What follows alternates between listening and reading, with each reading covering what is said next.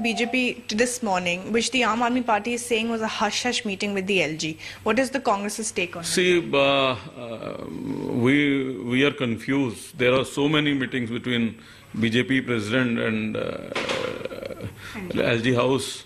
So it's very difficult for us to say. Now people are even confused whether the BJP headquarters is at their party office or LG office. So what else we can comment on that? Right, sir. And now that the election season will kick in, what are some of the preparations are you going to face for the Congress for this election? Congress is fully ready for the elections, and all Congress workers will go to the people and tell them about our 15-year rules and 1-year mess of Aam Aadmi Party and BJP. All the poll promises which they have made and come to power because of them, they have failed on all the issues. You look at the law and order situation in the city today. They promised that Delhi will be secure for women. Now it's not even secure for the cops, and there is communal tension all over the city, whether it is Bhavana, whether it is Trilokkpuri. Never in the history that police has been forced to impose curfew. Now their city has been under curfew, one part of the city. Right. All right, sir. Thank you very much. Mr. Lovely, they're telling us that they are ready for elections and should happen as soon as possible, and not, of course, what the BJP is saying about the February timeline. In New Delhi, Pehravi Singh, NDTV. India is on high alert after Sunday's suicide attack on the Pakistani side of the Wagah border, in which 60 people were killed and 110 injured. The blast happened minutes after the flag-lowering ceremony yesterday evening. In fact, the beating retreat ceremony has now been suspended for the next 3 days. Tracking investigations into that bomb blast case for us is my colleague Yusra Askari, who now joins us on the phone line. Yusra, has any progress been made? Yes, the initial probe report has been made available to Chief Minister Shahbaz Sharif, and who has ordered the formation of a joint investigation team to probe the incident. Security in Punjab and across Pakistan has been put on high alert. I'd also like to tell our viewers that explosives have also been discovered early this morning at 10:45 a.m. when the area was being swept. They were discovered in the vicinity of the car park of Wagah border. These were taken away by the bomb disposal squad and defused. 60 people are now confirmed dead, including 10 women, 7 children, 110 people are injured.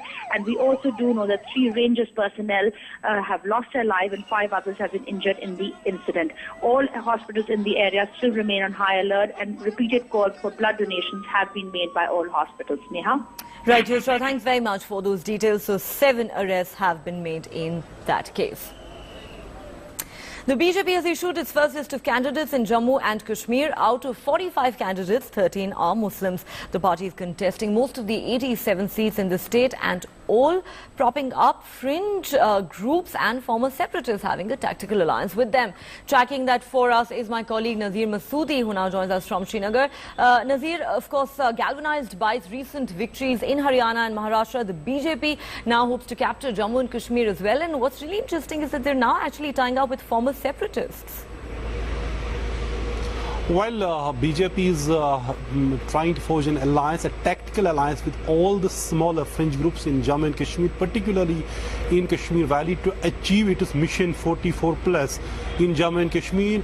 And this mission is very, very crucial for BJP having its own government in India's only Muslim majority state. I'm joined by the face of the BJP in Srinagar, Dr. Hina Shafi Bhatt. She is the Muslim candidate of BJP in Srinagar. Dr. Hina Shafi, tell me what motivated you to join BJP. Now, are you confident you are going to win this seat? And given the fact BJP is counting on the Kashmiri Pandit votes, and your constituency has Amira Qadr as a considerable Pandit vote bank as well. And definitely what motivated, I'll go in bricks. First, what motivated me to join BJP was the progress, the development they have shown in other parts of countries, the change, what we need in Jammu and Kashmir. Other parties have failed. The present government, the present mainstream parties being in the government since ages, and we have seen no change in the state. So BJP, I have high hopes from BJP to bring a change. Now, as I asked you about, are you counting on Kashmiri Pandit votes? You have almost 12 to 13% Pandit votes in Emirakkal constituency, which is a very low turnout constituency, even 10%, 9% voter turnout we see in the previous elections. Definitely, we have to count on all the voters, like either the Muslim votes, Sardar votes, Kashmiri dislocated people who are in Jammu, Delhi. I'm counting on each and every vote. And I believe... Also, you are counting on the boycott by the separatists, so that will help. Boycott has been there since all the elections I have seen.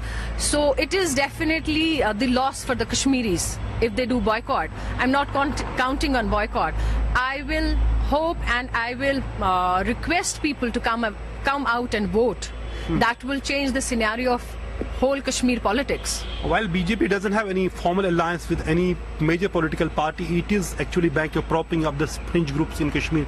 Ram Madhav had met several groups in Srinagar recently. Yep, if we are going to inshallah make our own government, BJP, we definitely have to get support from one of the good parties. Thank you very much, Dr. Hina Shafi. So that is exactly BJP is trying. Hina Shafi is the Muslim face. They have already, fielded 13, Muslims in their first list of 45 candidates. We'll have to see how BJP is going to play in these elections.